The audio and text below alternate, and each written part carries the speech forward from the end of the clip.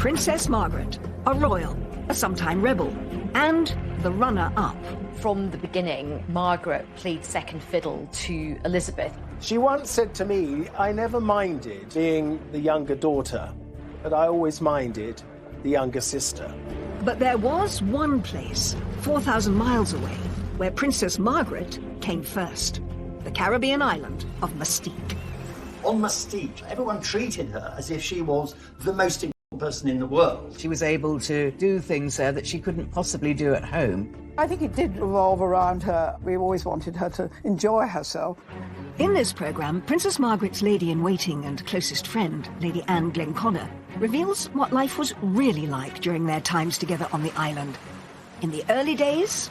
Every day we took a picnic to a different beach. We lived off sort of baked beans and things like that. And the heydays. She said, I've got flying mice in here. I know she liked to drink, but I didn't think she drank all that much. And insiders and experts discuss the glamour and excesses of Margaret's Caribbean retreat. The hedonism, the partying, the love affairs. People disappeared to the beach to have sex. This was the kind of extravagant thing that was to become typical. But her glitzy Mustique lifestyle would come at a price. The Queen said, what are we going to do about my sister's gutter snipe life? Every time she enjoyed somebody's company, Peter immediately said, oh, she's having an affair with them. And Margaret's decadent island life put her in the public spotlight for all the wrong reasons. There's a lot of criticism that she's off having a jolly in Mustique on the taxpayers' expense. But through all the highs and lows of her years on Mustique, it remained the one place that Margaret could escape from the shadow of her sister. It was the only place in the world where she actually had a home that she could call her own.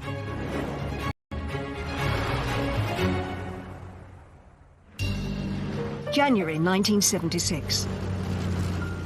Princess Margaret arrived by private plane on the beautiful and secluded Caribbean island of Mustique.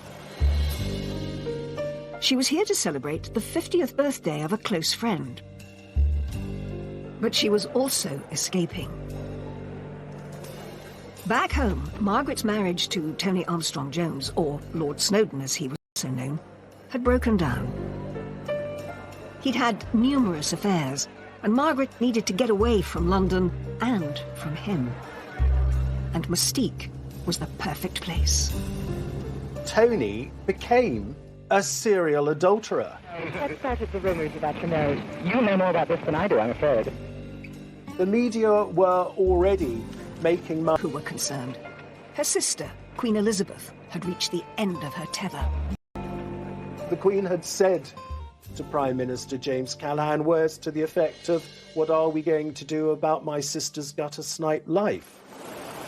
The trip to Mustique would give Margaret a chance to get away from all of her troubles and have some fun. Princess Margaret liked excess, and key to all this is that she was the centre of attention. The island was owned by Colin Tennant, later known as Lord Glenconnor, who had bought it in 1958 for £45,000.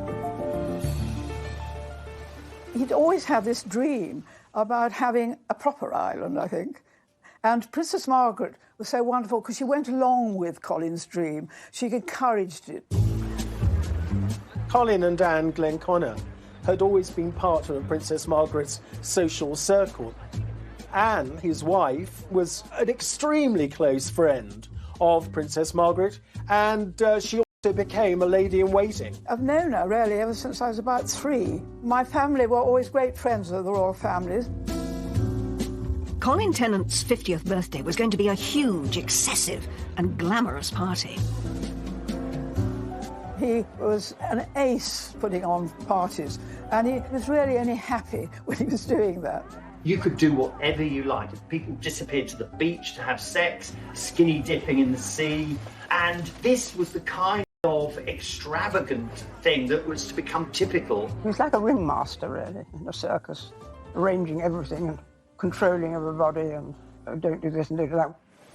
The star-studded party was the epitome of opulence and a world away from the stuffy life of the royals back in the UK. It was like a big house party, really, and everything was gold. There was lots of photographs taken. Bianca Jagger was brought in on a sort of and litter carried by some local boys that were completely naked except for a golden coconut positioned in the right place. That was quite a sight. And it really captures the spirit of the 70s and also the spirit of hedonism on the island. Colin was so extravagant. He even sprayed the grass gold. His wife, Lady Glenconnick, sprayed her face gold and then regretted it afterwards because it was deeply unflattering. It was terrible because every time I moved my face or smiled, the whole of my face was cracked in a very unbecoming fashion. And Colin kept on saying, "Aren't you enjoying yourself?" I said, "Yes, I am, Colin, but I can't smile." Of course, the belle of the ball was Princess Margaret. She had the most beautiful dress that we'd had made for her, so she was thrilled. Turban on. It was Colin's party, but Princess Margaret ruled the roost, as she usually did on Mustique. It was a welcome break from the royal pecking order in Britain. From the beginning, Margaret played second fiddle to Elizabeth. I think it's really difficult for Margaret. You know, she is an extrovert, she's quite an alpha type, and I don't think she takes kindly to playing second fiddle. She once said to me, "I never minded being the younger daughter, but I always minded the younger sister." On Mustique, she could be queen. Everyone kowtowed to her. Everyone treated her as if she was the most important person in the world. I think it did revolve around her up to a point, you know, because Colin wanted her to be happy and we always wanted her to enjoy herself. But even though Margaret could relax and party on Mustique, she didn't want anyone to forget that she was royal.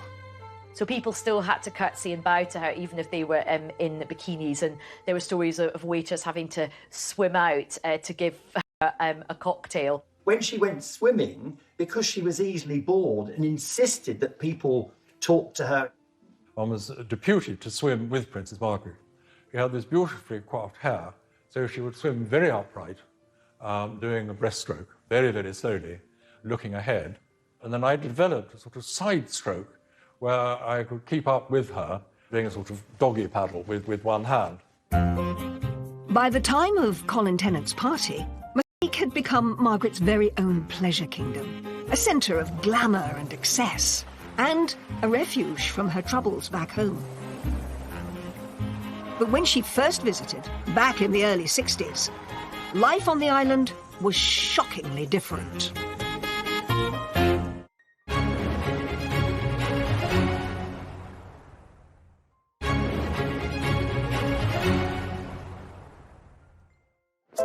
Princess Margaret's love affair with Mustique started in 1960. She first visited the island during her honeymoon tour of the Caribbean with her husband.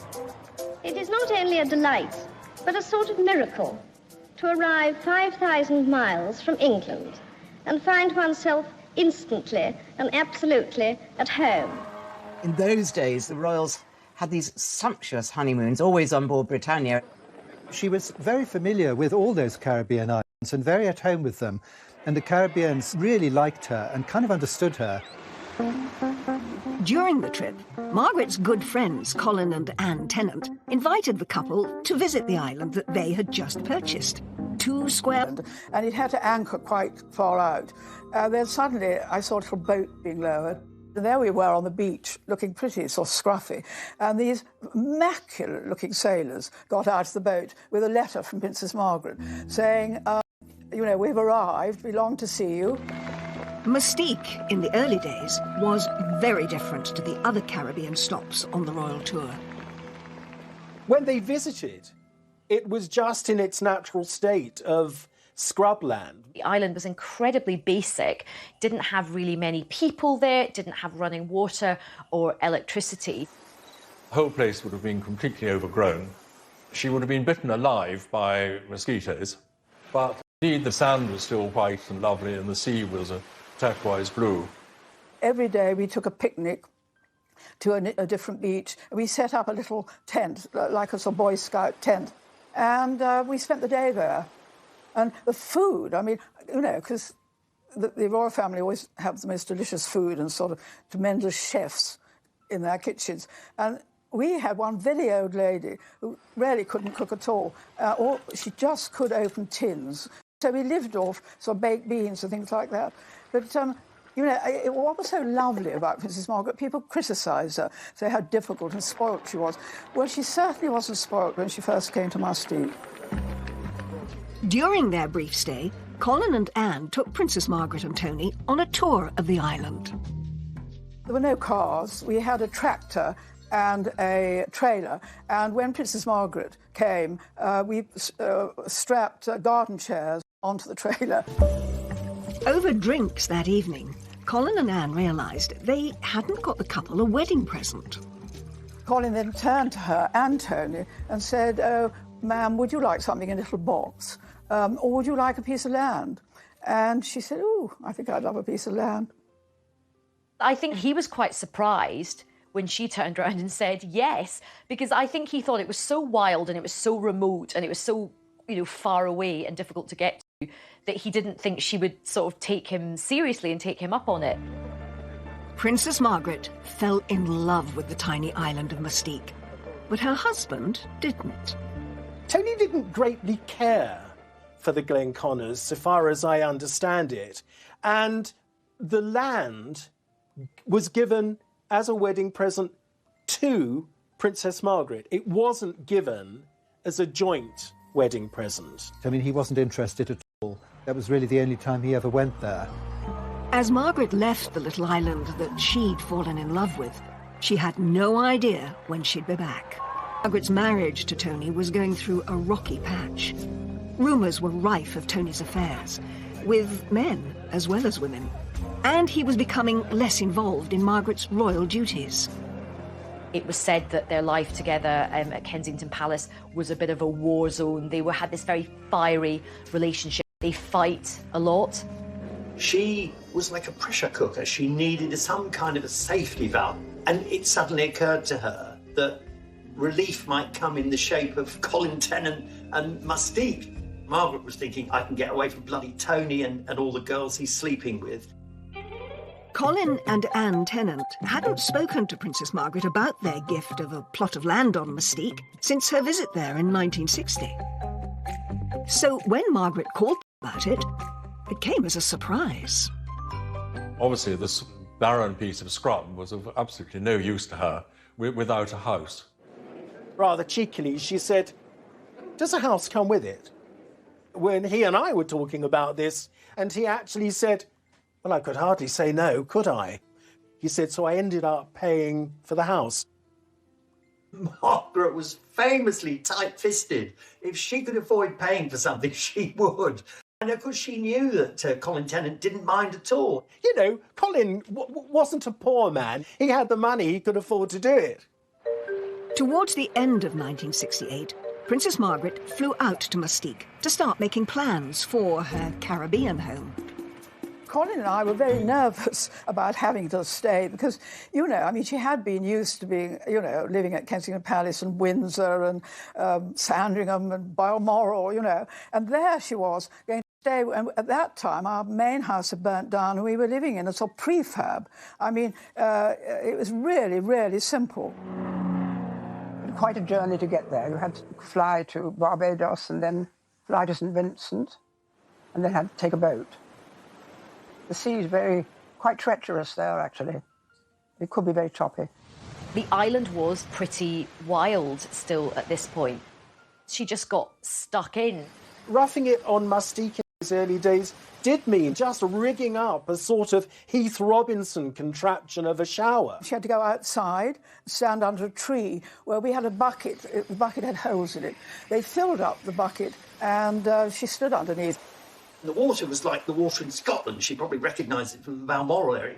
It was orange. You know, there was so much clay in it. There's a story about how at night these huge mice start to try and sort of throw themselves at the mosquito net. I remember the first time she went to her room, to bed, and I was sort of tidying to her bedroom. And she said, "I've got flying mice in here." And I said, "Ma'am, I know she liked to drink, but I didn't think she drank all that much." But it was quite true. There were these tiny mice, and they ran up the mosquito nets and jumped from one, because there were two beds in her room, from her bed onto the other one. And I think she told the Queen, who simply didn't believe her, because I remember when I then next saw the Queen, she said, "Margaret had the most extraordinary story." flying mice. And I said, well, actually, it was true. There was no easy way for Princess Margaret to get to her plot of land, so she was forced to walk up to it.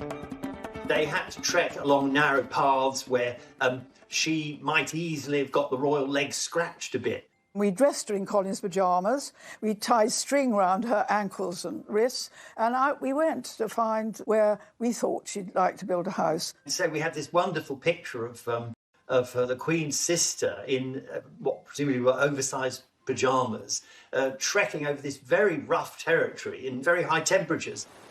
It's perched up very high with a wonderful view over the sea below, and the bays and things. So it must have been heaven to be up there.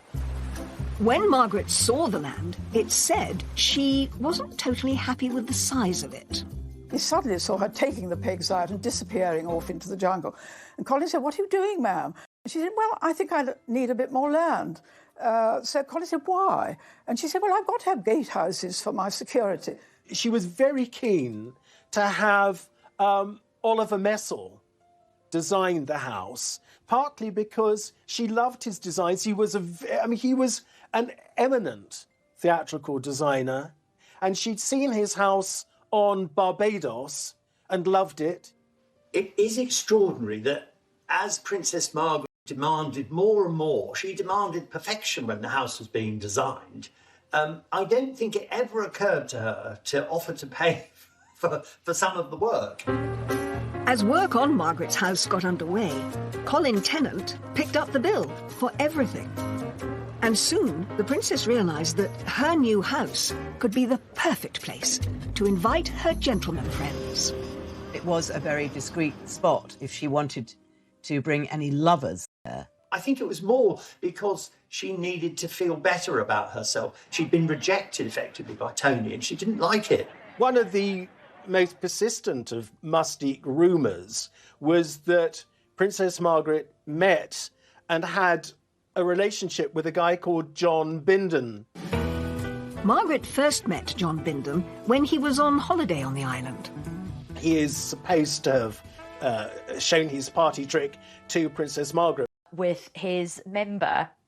The last thing Princess Margaret was approved, so she'd have loved his party trick and she'd have laughed. There was a photograph of them together, not in any compromising situation, but of course the rumour mill went into overdrive and there was lots of speculation that they were having this clandestine, illicit affair. He certainly boasted about it, and he talked quite vividly about his affair with Margaret. But maybe that was just him, but certainly the story took legs, and subsequently there have been several films made about it. John Bindon's wasn't the only name romantically linked to the princess. Margaret was photographed with many men, like this one, where she looks captivated by the front man of the Rolling Stones. Mick Jagger was persuaded very early on, and apparently by Princess Margaret. He was persuaded to buy a house on Mustique, which he still has. Princess Margaret was great friends with Mick, and of course they'd lived on the island together. People said they had an affair. It's absolutely untrue. Every time she enjoyed somebody's company or laughing with them or dancing with them, you'd immediately said, oh, she's having an affair with them. And absolutely untrue. There were always tons of rumours circulating about what was happening in Mustique because it was such a party island and everybody just mixed. Everybody would go to each other's houses. Princess Margaret's house was finally completed in February 1972. It had 4 bedrooms, a swimming pool and stunning views over the coast, as seen in these images from the ITV programme Wish You Were Here. Princess Margaret christened her holiday getaway Les Jolies Eaux, pretty waters. It was most often described as a villa, the princess's Caribbean villa. And she didn't like that. She said, a villa? It's not a villa. It makes it sound like something you'd find in Brighton. She said it wasn't a villa, it was a single-storey house. It was amazing that she built a house, and that, of course, encouraged other people to come. Interesting thing is it was really the only home she ever actually owned, because in London she lived at Kensington Palace, which is not, which is just where princes and princesses live, but they own those places themselves. One thing that Princess Margaret put on the wall inside her house was a framed copy of Annigone's portrait of the Queen. This stern portrait was an imposing reminder of her royal duty back home. You know, it was one place in the world that she could completely relax. She felt very free there, at home. Princess Margaret's house on Mustique was one of 17 estates eventually designed and built on the island by Oliver Messel. But as the island developed and the rich and famous began to flock there, the press began sniffing around. And before too long, that would cause trouble. Princess Margaret's two lives, this party girl who loved living dangerously, combined with the formal role she had as the Queen's sister, was very soon to be thrown into chaos.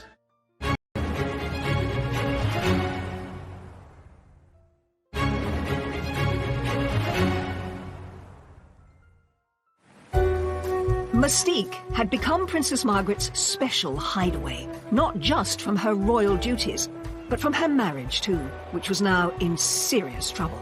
She was very angry about the allegations of his indiscretions, so I think she decided that she needed somewhere that she could escape to.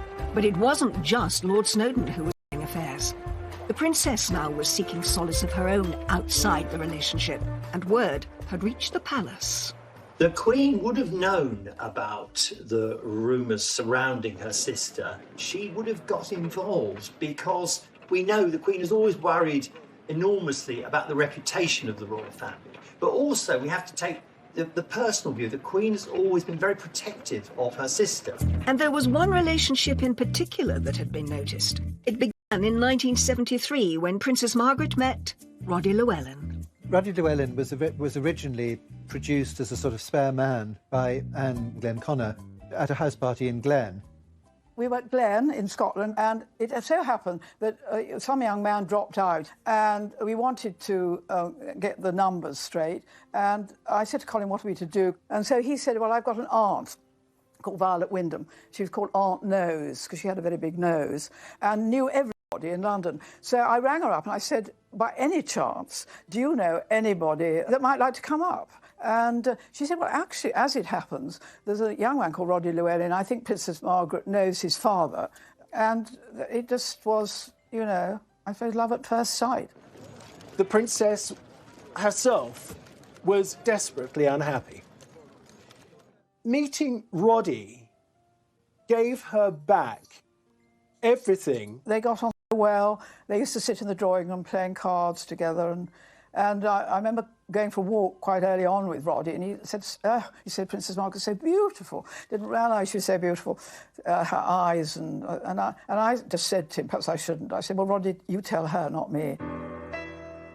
I think Roddy's vulnerability version of her husband. This intimate picture from Lady Anne Glenconner's selection shows them together in the early days of the relationship. They managed to keep things secret, largely thanks to Margaret's house on Mustique.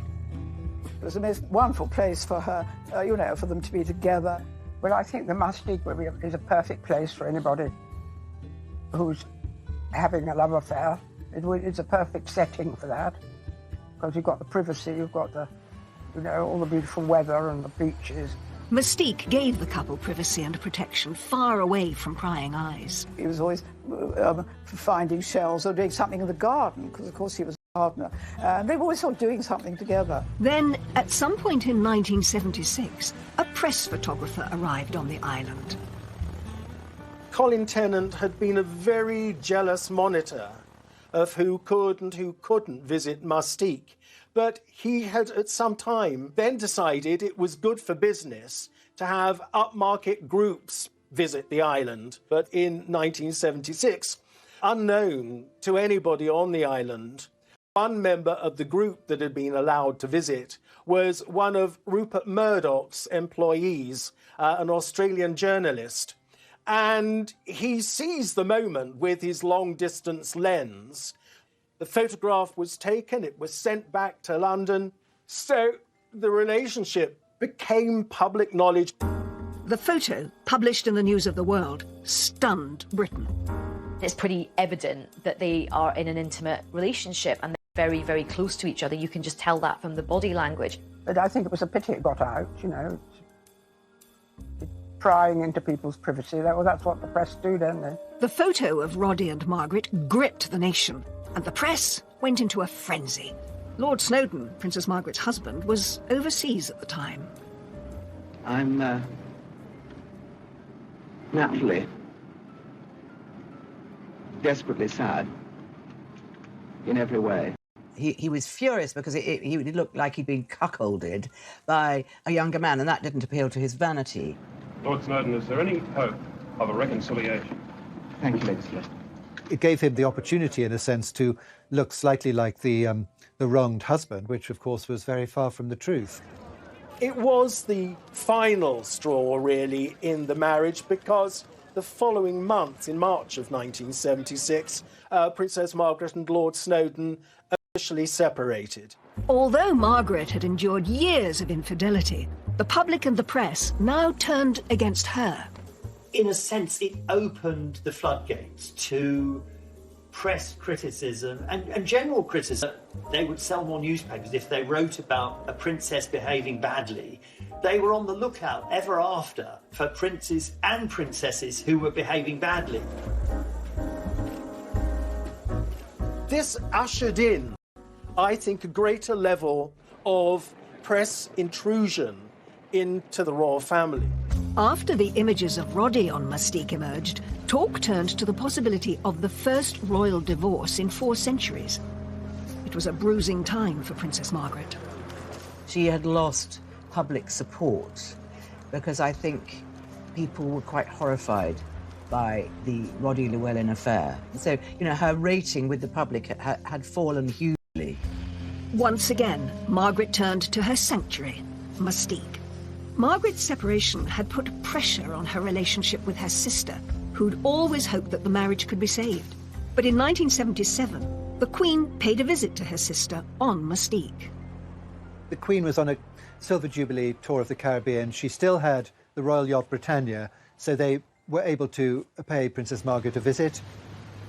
Margaret was absolutely delighted when the Jubilee tour of 77 brought the Queen and Prince Philip to Mustique.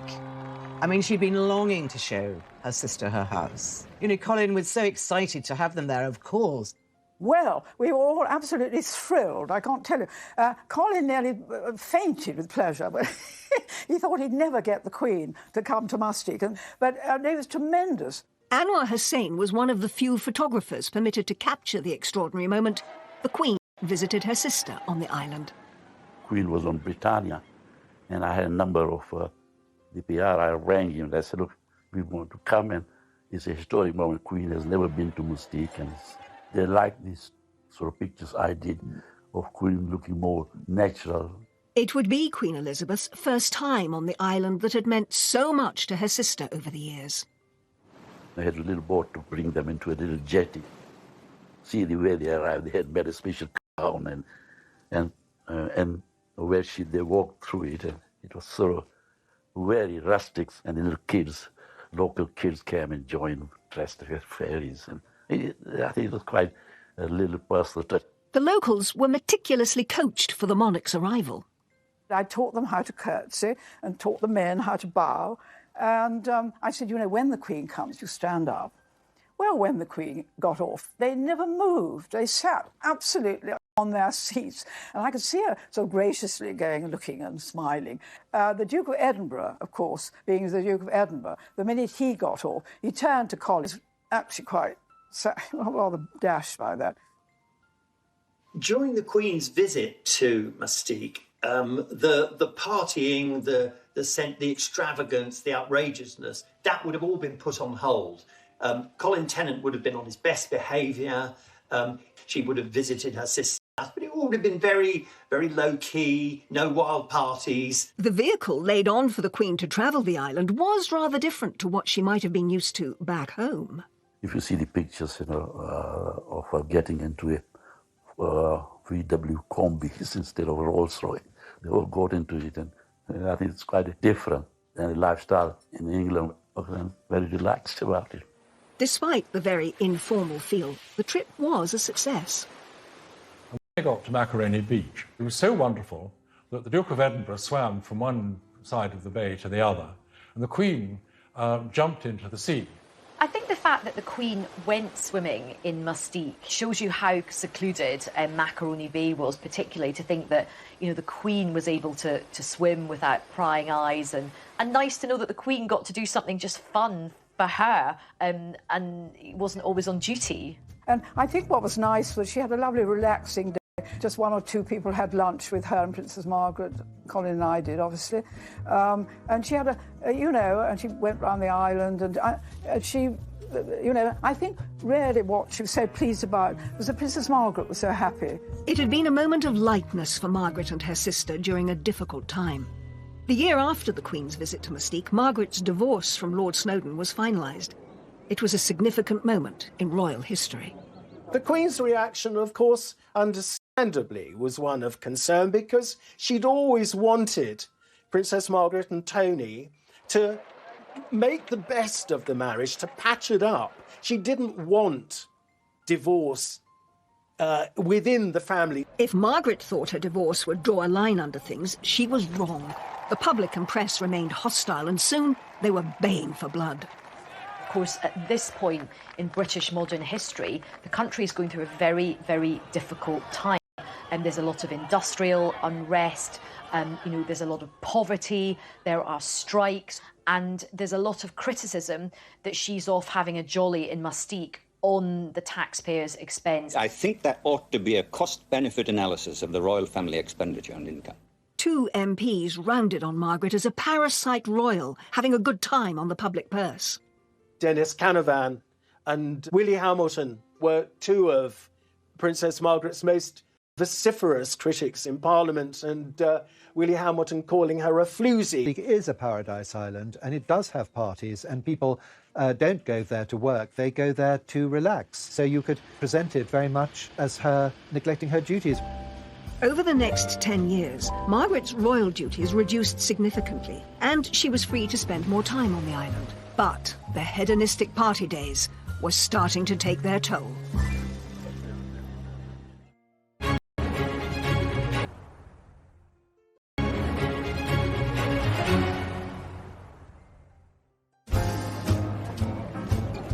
After a turbulent time on and off Mustique during the 1970s, Princess Margaret finally separated from Roddy Llewellyn in 1980. The princess's relationship with Roddy had lasted for 8 years. But in 1981, he married a very charming and talented lady called Tanya Soskin. She knew Roddy wanted to get married. She accepted it. She made friends with his wife so that, she would be able to see him again. And when he had his 3 lovely daughters, she was always interested in them. Margaret remained officially single for the rest of her life, but she still loved a good party. And in 1986, Colin Tennant hosted a celebration for his 60th birthday on Mustique. And it was a glamorous and opulent affair. Colin had chartered this enormous, great 400-foot sailing vessel. And so, again, the great and the good were treated to a week of wonderful parties, culminating in the Peacock Ball. We started off in St. Lucia, we went to Martinique, and then we had parties on all the different islands. Princess Margaret didn't come on the boat. She was in her house in Mustique, and she gave a wonderful lunch, which was a sort of festival, of sort of bobbing apples, champagne. Anyway, about 6 people, including Princess Margaret. The Peacock Ball was a star-studded night, as this extraordinary photograph shows. But royal tradition dictated that Princess Margaret should be the last to arrive. Princess Margaret was not going to arrive until all the guests had arrived. And there was one to come, who of course was Raquel Welch. Anyway, eventually there was a stalemate, and the Princess Margaret then came in and was greeted by Colin and Anne. And then Raquel Welch came in. Raquel Welch was always late for everything, so she actually was later than Princess Margaret, which was slightly irritating Princess Margaret because she's always meant to be the last person to arrive. As seen in this intriguing photograph, the evening saw Colin adorned in a crown of his own. The culmination was the crowning of Colin as the King of Mustique by Princess Margaret, which of course was a joke because Mustique is part of sovereign territory. Though what these remarkable pictures don't show is that there was also lots of alternative entertainment available. Effectively, pornographic films were shown, and it's difficult to know what Margaret would have made of the adult films. But I think by now she thought, well, whatever I do, there's a chance that someone will find out, and I need to live my life, so I'll take the risk. It would be one of the last great Mustique parties that Colin would throw and Princess Margaret would attend, as her hedonistic lifestyle would eventually catch up with her. Well, Margaret had always been a smoker and she'd always been a drinker. And eventually this took a toll on her health. And she had part of her lung removed, which is in fact what had happened to her father, King George VI. Whilst Mustique was the location for some of the best times of her life, it was also where her well-being began to suffer. In the 90s, Margaret really saw her health decline, and she ended up having a couple of small strokes while she was at Mustique. On her way to a hospital in Barbados this evening, Princess Margaret, with sun hat and sunglasses, before tests to see how soon she can return to Britain to convalesce after her mild stroke. The most significant event, however, was when Princess Margaret suffered severe burns to her feet in 1999. The thermostat on the boiler wasn't working properly, and she thought she was turning off the hot tap. She turned off the cold, and this boiling water, she was standing up, went straight on her feet. She rang me up and she said, Anne, I don't want anybody coming in except you. And I looked after her night and day. And I remember one day I was quite tired because, you know, I had to help her in the night if she wanted to go to the bathroom and that sort of thing. And so I said, would you mind? She had 2 single beds in her room. I said, would you mind if I got into the next door bed? And we could watch some videos and, you know, I could be company. Oh, she said, yes, is it like boarding school? Because she'd never been to boarding. You know, the first and only time I did ring the Queen up, I said, ma'am, could you help? The doctor thinks she's well enough to go on Concorde, because in those days Concorde came to Barbados. So we flew back and she went to hospital. But her feet really never recovered. By this time, Les Jolies Eaux had been gifted to Margaret's son, Viscount David Linley. The villa had been signed over to him to celebrate his 1996 wedding to Serena Stanhope. I think that most people like a sense of continuity, and I think Princess Margaret probably did hope that it would go on being a happy home for her descendants. But as with so much in her life, Princess Margaret's hopes and dreams did not quite come into fruition. In 1999, Viscount Linley put the villa up for sale. So Princess Margaret was really upset when her son decided to sell Les Jolies Eaux, because this was the only thing that she really owned in her own right. When you bear in mind what it had actually meant to her for so long, I think it hurt her very much.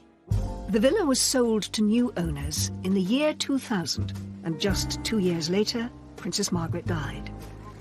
Draped in her own blue and crimson standard, Princess Margaret's coffin leaves the King Edward VII Hospital late this afternoon. Her ashes were placed in a tomb with her father, King George VI. It had been a life well lived, and Princess Margaret's time on Mustique had scaled the highest highs and touched some of the lowest lows. I think lots of Margaret's life became so entwined with Mustique, you know, the high points of her life, you know, the hedonism, the partying, the love affairs, but also the bad times as well. The scandal of her affair with Roddy becoming public, and the heartache that brought her and the rest of the royal family, and of course some of her health issues.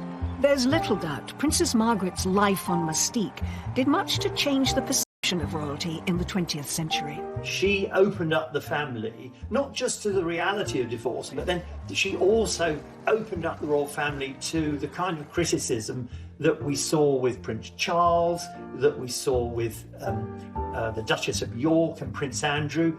Probably none of that, or much less of that criticism, that focus, would have happened but for Princess Margaret's behaviour on Mustique. Margaret's legacy will forever be tied to an island a little more than 2 miles across, 4,000 miles away.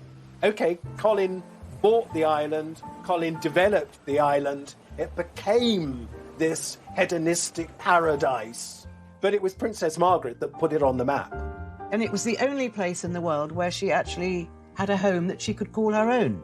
Mustique, you know. I felt so quite relieved that she felt that we had, you know, what we had done for Princess Margaret, she did approve of.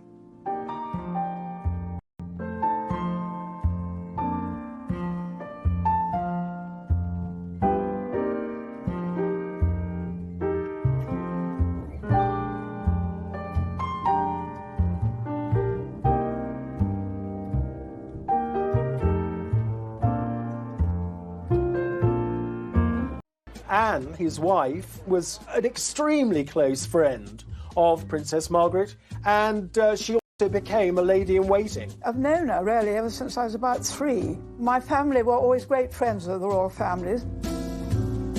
Colin Tennant's 50th birthday was going to be a huge, excessive and glamorous party. He was an ace putting on parties, and he was really only happy when he was doing that.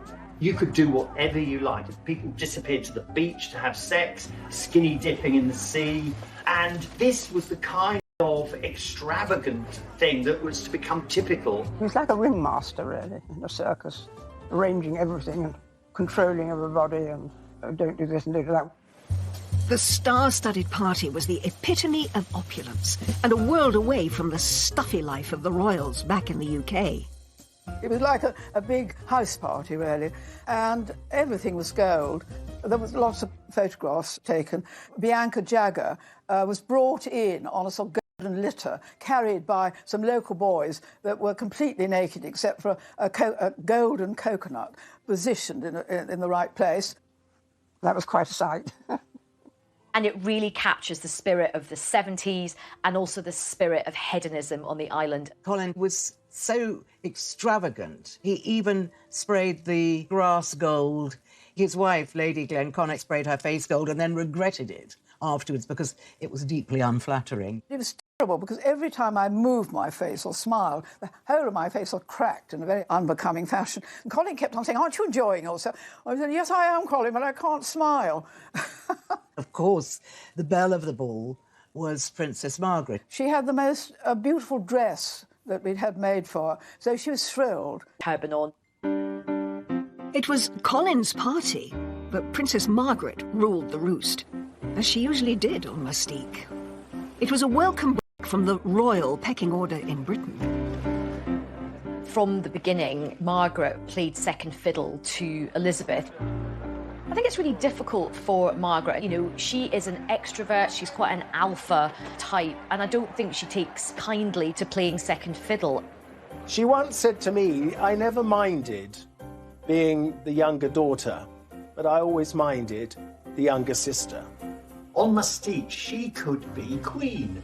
Everyone kowtowed to her. Everyone treated her as if she was the most important person in the world.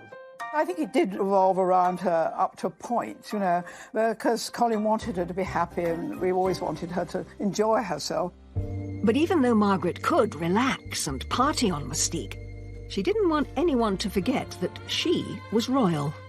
So people still had to curtsy and bow to her, even if they were in bikinis. And there were stories of waiters having to swim out to give her a cocktail. When she went swimming, because she was easily bored and insisted that people talk to her.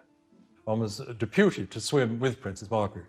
She had this beautifully coiffed hair, so she would swim very upright, doing a breaststroke, very, very slowly, looking ahead. And then I developed a sort of side stroke where I could keep up with her, doing a sort of doggy paddle with one hand. By the time of Colin Tennant's party, Mustique had become Margaret's very own pleasure kingdom, a centre of glamour and excess, and a refuge from her troubles back home. But when she first visited, back in the early 60s, life on the island was shockingly different.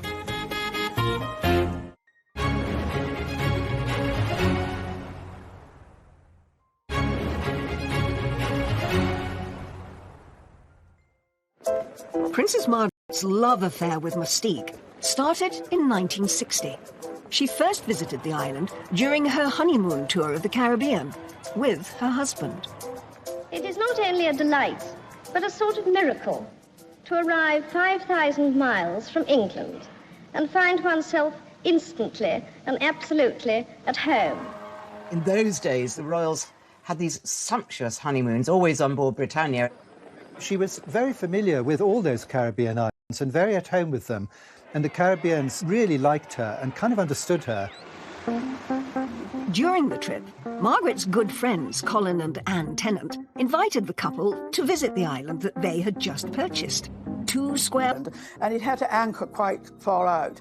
Then suddenly I saw a little boat being lowered. And there we were on the beach, looking pretty sort of scruffy. And these immaculate-looking sailors got out of the boat with a letter from Princess Margaret saying, you know, we've arrived, we long to see you. Mustique, in the early days, was very different to the other Caribbean stops on the royal tour. When they visited, it was just in its natural state of scrubland. The island was incredibly basic, didn't have really many people there, didn't have running water or electricity. The whole place would have been completely overgrown. She would have been bitten alive by